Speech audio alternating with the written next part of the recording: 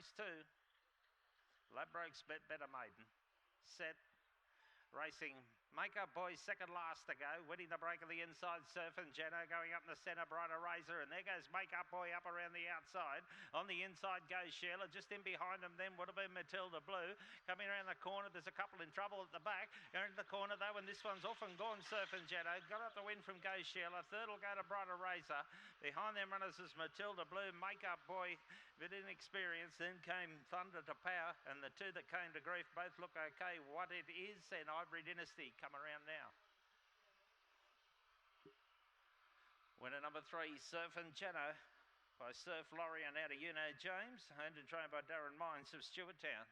Second will go to the 1, Go Sheila by Talks Cheap out of Souls Girl, Terry Priest, Sawyer's Gully. And third of the 4, Brighter Razor, Fabregas, Chowana Mara for Barry Conwell of Kelso. 3, 1, 4 and 2, the numbers.